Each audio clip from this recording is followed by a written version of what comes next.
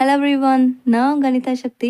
ஒரு தாயும் 4 பிள்ளையும் எபிசோட் நம்பர் 14. வாங்க இன்னைக்கான எபிசோட்குள்ள போயிடலாம்.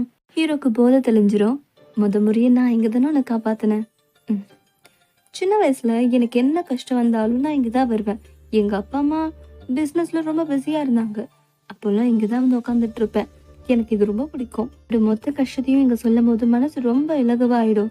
அது மட்டும் இல்லாம நான் மற்ற மனுஷங்க கூட கூட மாட்டேன். காரணம் அவங்க எல்லாருமே என்ன கஷ்டப்படுத்துவாங்க, இக்னோர் பண்ணுவாங்க. ஆனா நீ மட்டும்தான் என்னை என்கரேஜ் பண்ண.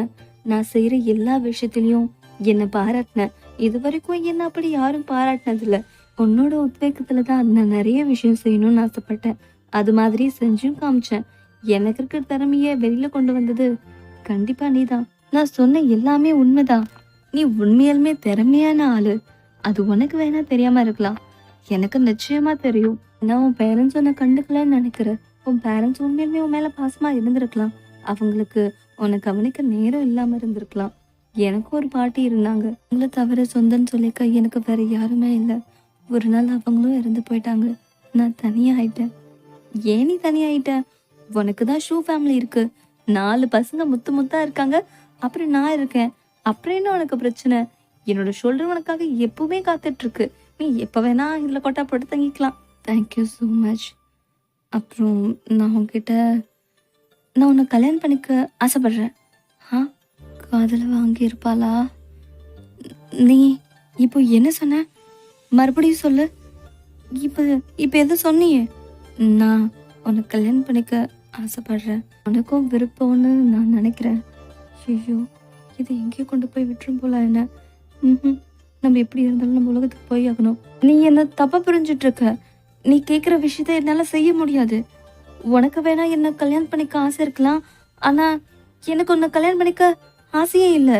தயவு செஞ்சு இதை பத்தி இனிமே பேசாத அப்படின்னு சொல்லிட்டு ஹீரோனையும் ஓடி போயிருவாங்க. அப்ப யுரேன் என்கிட்ட சிரிச்சு சிரிச்சு பேசினது எல்லாம் நடிப்பா, அத்தனையும் நடிப்பா யுரேன். முடிஞ்சது.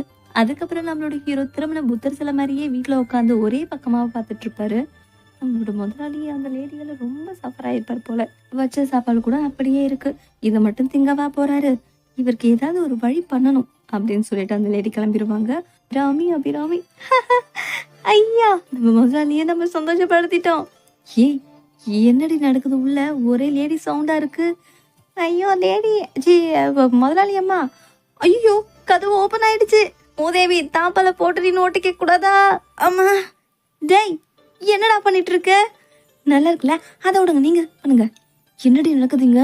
நம்ம சின்ன முதலாளி அந்த லேடி நினைச்சு ரொம்ப கவலையா இருந்தாரா? அவளை மறக்கிறதுக்காக இதுங்களை ஏற்பாடு பண்ண. இவர் இதுங்களை வச்சு இந்த வேலையை பார்த்துட்டு இருப்பாரு. நான் என்ன கனவா கண்டேன்? பிளைண்ட் டேட்டை ஏற்பாடு பண்ணி தொலைக்க வேண்டியதானே முண்டோம். இதுக்கெல்லாம் அறிவு வேணும். அதனாலதான் நான் முதலாளியா இருக்கேன். என் பேரு கொங்கி. உங்களுக்கு என்ன பிடிச்சிருக்கா? நம்ம டேட் பண்ணலாமா? உனக்கு பெயிண்டிங் தெரியுமா? உனக்கு கோரியோகிராஃபி வரைய தெரியுமா? அப்புறம் உனக்கு பாட தெரியுமா? பாடியாதா? சரி, உனக்கு சமைக்க தெரியுமா? நீ ஃபேமிலி ஒழுங்கா பார்த்துப்பியா? உனக்கு பிசினஸ் செய்ய தெரியுமா?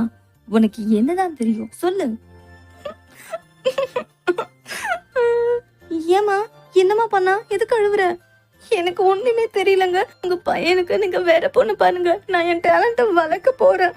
அப்பா, அடப்பாவே, மட்டும்தான் உன் கண்ணில் பட்டாளா? வேற யாரும் படலையா? உதவாக்குற உன்கிட்ட போய் ஒரு வேலையை சொன்ன பாரு. மா, நீங்க எந்த பொண்ணை கூட்டு வந்தாலும் நான் நோ தான் சொல்வேன். ஏண்டா ஏன் நோ சொல்வேன்? உன் மனசுல அப்படி எந்த மாதிரி பொண்ணு தான் வச்சிருக்கேன்? அதையாச்சும் சொல்லி தொல்லடா. வாயில குழுக்கட்டைய வச்சிருக்கேன். எனக்கு யுரேனை பிடிச்சிருக்கு. அவங்களதான் நான் கல்யாணம் பண்ணிக்க போறேன். என்ன, உனக்கு மூளைக்கில குழம்பி போச்சா? இதுக்கு நான் ஒத்துக்க மாட்டேன். அவ 4 குழந்தைங்களுக்கு அம்மாடா.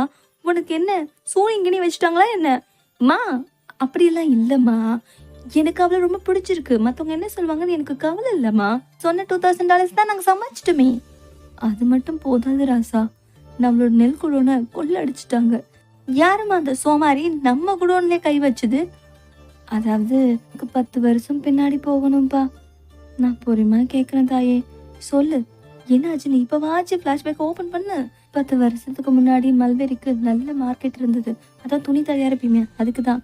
அதனால நம்ம நெல் கூட எல்லாம் ஆட்டி போட்டு நம்மள நடுத்தரவு நிறுத்திட்டாங்க. உங்க அப்பாவும் காணோமப்பா. நான் என்னப்பா செய்வேன்? கேரட் மினிஸ்டர் வேற நம்மள வேலை வாங்கி கொண்டு வருவான் போல. மாஸ்டர், உனக்கு என்ன வேலை கொடுத்தா என்னையா செஞ்சுட்டு இருக்க? காசு பார்க்க சொல்லி பிசினஸ் பண்ண சொன்னா தோத்துட்டு நிக்கிற. சாரி, நான் சொல்ற விஷயத்தையாச்சும் இனிமே பொறுப்பா செய். இல்லைன்னா நம்ம காசு படுத்து இந்த ஊர்ல வாழ முடியாது. நான் என்னைக்கு உங்க பேச்சு தட்டியிருக்கேன். நீங்க என்ன சொன்னாலும் அப்படியே செய்யற. அதோட இந்த எபிசோட் முடியுது. We will meet again. பிடிச்சிருந்தா சப்ஸ்கிரைப் பண்ணுங்க.